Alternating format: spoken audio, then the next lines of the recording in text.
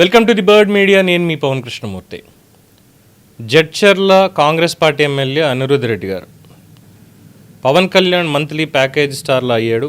2019లో ప్రొడ్యూసర్లు లేకుండా ఒక్క సీటు కూడా లేరు కాబట్టి 2024లో producer Chandrababu, co producer Lokesh దొరికాక పవన్ కళ్యాణ్ గెలిచాడు.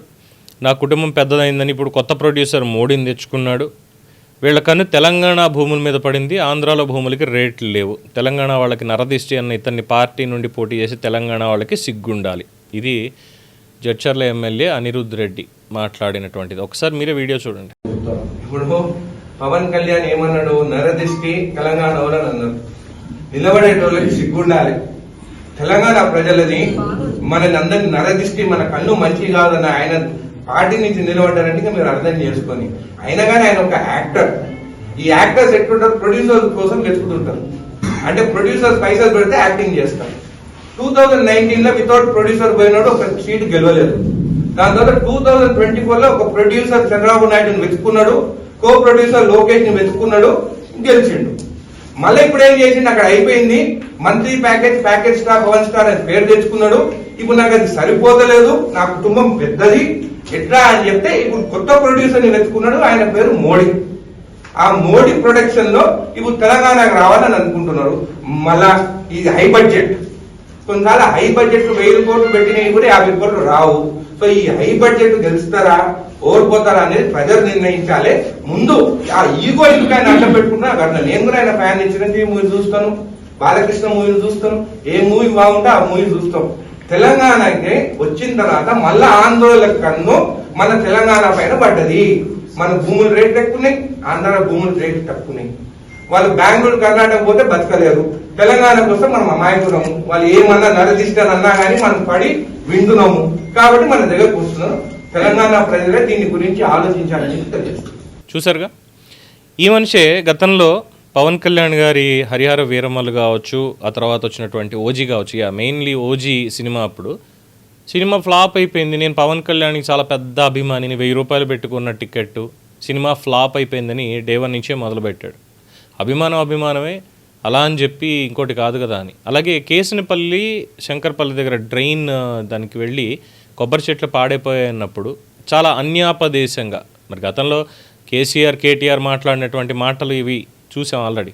సో దానికి సంబంధించి మరి ఎవరి దిష్టి తగిలిందో కోనసీమకి కొబ్బరి చెట్లు కూడా ఇలా ఎండిపోయి నరదిష్టికి నాపరాలు కూడా పగులుతాయనేటువంటి సామెతను ఉటంకిస్తూ ఆయన అక్కడ మాట్లాడారు తప్ప పర్టికులర్గా తెలంగాణ ప్రజానీకం ఇలా అనుకున్నారని తెలంగాణ ప్రజల్ని ఎవరిని ఒక మాట కూడా ఆయన అనలా. కానీ అన్నాడు అని చెప్పి కాంట్రవర్సీ క్రియేట్ చేసినటువంటి సదరు జడ్చర్ల ఎమ్మెల్యే అనిరుద్ రెడ్డి గారు మళ్ళీ ఇప్పుడు మాట్లాడారు. ఏం మాట్లాడారు? 2019లో ఒంటరిగా కాదు, సిపిఐ వాళ్ళతోటి, బీఎస్పీ వాళ్ళతోటి పొత్తు పెట్టుకుని వెళ్ళారు. ఒక్క సీటే గెలిచారు. పోటీ చేసిన 2 సీట్లలో కూడా పవన్ కళ్యాణ్ గారు ఓడిపోయారు. వాస్తవం ఏమైందైతే? ఏమైనా పారిపోయాడా? నేను రాజకీయాల్లో ఓడిపోయాను, నాకేం చేత కాదని ఏమైనా పారిపోయాడా? నిలబడితే అసెంబ్లీ గేట్లు తన్నుకుని మరీ వెళ్ళాడు. 11కి పడుకోబెట్టి మరీ వెళ్ళాడు. ఇది గుర్తులేదా జడ్చర్ల ఎమ్మెల్యే గారికి? అంతెందుకు మరి అదే 2019లో కాంగ్రెస్ పార్టీ ఎందుకు ఓడిపోయింది? అప్పుడు కాంగ్రెస్ పార్టీకి ప్రొడ్యూసర్లు లేరా? జడ్చర్ల ఎమ్మెల్యే గారికి ప్రొడ్యూసర్లు లేరా? ఏ ప్రొడ్యూసర్లు పెట్టుకొచ్చారని చెప్పి కాంగ్రెస్ పార్టీ 2023 ఎన్నికల్లో అధికారంలోకి వచ్చింది తెలంగాణలో టీడీపీ ప్యాకేజ్తోనా? ఈ మాట అనొచ్చు, తప్పులేదు. ఎందుకు అనంటే తెలుగుదేశం పార్టీ కార్యాలయాలకు వెళ్ళినటువంటి దుద్దిల శ్రీధర్బాబు కావచ్చు, లేదు అంటే తుమ్మల నాగేశ్వరరావు కావచ్చు, ఇలా చెప్పుకుంటే పోతే చాంతాళ్ళు ఇస్తుంది. అంతెందుకు, రేవంత్ రెడ్డి ముఖ్యమంత్రి పూర్వాశ్రమంలో తెలుగుదేశం పార్టీ అయినప్పటికీ కూడా కాంగ్రెస్ పార్టీలోకి వెళ్ళి అభిమానం చూరగొని అధిష్టానం దగ్గర తెచ్చుకొని ముఖ్యమంత్రి అయ్యాడు. అది వేరే విషయం. ఎన్నికల్లో ఓట్లు ఎక్కడి నుంచి వచ్చాయి? అర్బన్లో గట్టిగా ఏమైనా పడ్డాయా? అర్బన్లో ఓట్లు పడ్డాయి కాంగ్రెస్ పార్టీకి అంటే నిష్ఠూరంగా ఉంటుంది ఇలాంటి మాటలు మాట్లాడితే. ఇప్పుడు మున్సిపల్ ఎలక్షన్స్, కాంగ్రెస్ పార్టీ జాతీయ పార్టీ, భారతీయ రాష్ట్ర సమితి తెలంగాణ అనే సెంటిమెంట్ని వదిలేసి టీఆర్ఎస్ నుంచి బీఆర్ఎస్గా కన్వర్ట్ అయ్యి జాతీయ రాజకీయాల్లోకి వెళ్ళాలంది. సో దాన్ని కూడా జాతీయ రాజకీయాల కింద చూద్దాం ఒక పక్కన అలాగే భారతీయ జనతా పార్టీ అనేది జాతీయ పార్టీనే. జనసేన పోటీ చేస్తే తప్పేమొచ్చింది? తెలంగాణలో ఆ జెండా మీద జనసేన తెలంగాణ అనేటువంటి పేరు మీద ఇక్కడ ఉన్నటువంటి వాళ్ళు మున్సిపల్ ఎలక్షన్స్లో పోటీ చేస్తే తప్పేం వచ్చింది? వాళ్ళకి సిగ్గుండాలి అంటున్నప్పుడు మీకే ఉంది? రాజకీయ నాయకులు హుందాగా మాట్లాడాలి. ఏదైనా మాట్లాడేటప్పుడు నోరు తెరిచి మా ఇష్టం వచ్చినట్టు మాట్లాడతామంటే పలచనైపోతారు, ప్రజల్లో చులకనైపోతారు, తర్వాత కనుమరుగైపోతారు. ఎవరి గురించి మాట్లాడుతున్నాము అనేటువంటిది కూడా ఆలోచన ఉండాలి. ఎమ్మెల్యేగా గెలిచారు, నియోజకవర్గానికి ఏం చేశారు? పైగా ఇంకో మాట అంటారేంటి, ఆంధ్రాలో భూములకి రేట్లు లేవు, తెలంగాణ భూముల మీద కన్ను పడింది. నేను ఆంధ్రాలో పొలం కొంటా, తెలంగాణలో పొలం కొంటా, మహారాష్ట్ర వెళ్ళి అక్కడ నాకు కావాల్సిన కమర్షియల్ బిట్టుకుంటా, కేరళ వెళ్ళి అక్కడ మొత్తం బ్యాక్ వాటర్స్ దగ్గర ఉన్నటువంటి ఒక ఐలాండ్ లాగా ఉన్నటువంటిది ఏదో కొనుక్కుంటా, నా ఇష్టం, నేను కొనుక్కోవాలంటే కొనుక్కుంటా. నేను ఆంధ్రున్నా లేదంటే కాశ్మీరీ వాడినా ఎవరనేది నాకు అనవసరం. నాకు ఇక్కడ కొనుక్కోవాలనిపించింది, డబ్బులు పెట్టి నేను కొనుక్కుంటున్నా. నేను కొనుక్కొని గవర్నమెంట్ రిజిస్ట్రేషన్ ట్యాక్స్ అనేది ఆ గవర్నమెంట్కి నేను కడుతున్నా. At the same time property tax కడుతున్నా.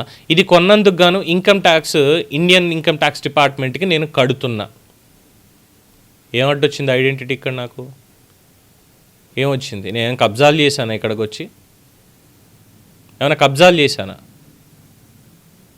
ఏదో ఈ ప్రాంతం అంతా కూడా ఇక్కడ కొంటే వీళ్ళే కొనాలి, ఇక్కడ కొంటే వీళ్ళే చేయాలి, ఇక్కడ ఉంటే వీళ్ళే ఉండాలనేటువంటి ఈ సంకుచిత భావాన్ని తీసుకురావడం దేనికి తార్కాణం? ఎవరు ప్రొడ్యూస్ చేశారు? టీడీపీ ప్రొడ్యూస్ చేస్తే 2023లో గెలిచింది, బీఆర్ఎస్ని కాదు అని చెప్పి గెలిచింది. ఒప్పుకుంటారా మరి ఈ మాట? జనసేన వాళ్ళు కూడా మద్దతు ఇస్తే, ఎందుకంటే అప్పటికే కూటమి అనేది ఎస్టాబ్లిష్ అయ్యింది కాబట్టి, కూటమి అప్పటికే ఎస్టాబ్లిష్ అయిపోయింది కాబట్టి మరి వాళ్ళు కూడా ఎవరికి ఓటు వేయాలి అన్నప్పుడు కాంగ్రెస్ పార్టీకి ఓటు వేస్తే గెలిచారు. కాంగ్రెస్ అభిమానులతో పాటుగా టీడీపీ వాళ్ళ ఓట్లు పడ్డాయి, జనసేన ఓట్లు పడ్డాయి. మరి అప్పుడు ఎవరు ప్రొడ్యూస్ చేసినట్టు కాంగ్రెస్ పార్టీని? ఎవరు చేసినట్టు? దీనికి సమాధానం చెప్తారా జడ్చర్ల ఎమ్మెల్యే గారు? అప్పుడు ఆంధ్ర రాష్ట్ర ఉప ముఖ్యమంత్రి పవన్ కళ్యాణ్ గారి గురించి మాట్లాడవచ్చు. మన ఎమ్మెల్యే, ఆయన అక్కడ ఉప ముఖ్యమంత్రి, ఒక పార్టీకి అధినేత. మనం ఒక పార్టీలో ఎమ్మెల్యే మాత్రమే, ఒక పార్టీలో ఒక నియోజకవర్గానికి ఎమ్మెల్యే మాత్రమే మనం. ఆయన రాష్ట్రానికి ఉప ముఖ్యమంత్రి, ఎన్డీఏలో కీలకంగా ఉన్నటువంటి వ్యక్తి, అనధికారికంగా కన్వీనర్ అని చెప్పొచ్చు, తప్పులేదు. ఆయన్ని అధికారికంగా గతంలో ఎన్డీఏ కన్వీనర్ కింద చంద్రబాబు నాయుడు గారు పనిచేశారు.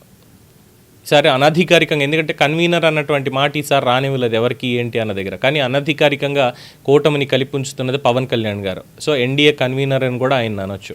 అలాగే ఆయన పార్టీ అధినేత, జనసేనకి అధినేత. ఆయన ఇక్కడ కాకపోతే ఎక్కడికైనా పార్టీ తీసుకెళ్తాడు, జాతీయ స్థాయిలో కూడా పార్టీ తీసుకెళ్తాడు ఆయన. దాన్ని కాదు కూడదు అనేటువంటి అధికారం ఎవ్వరికీ లేదు.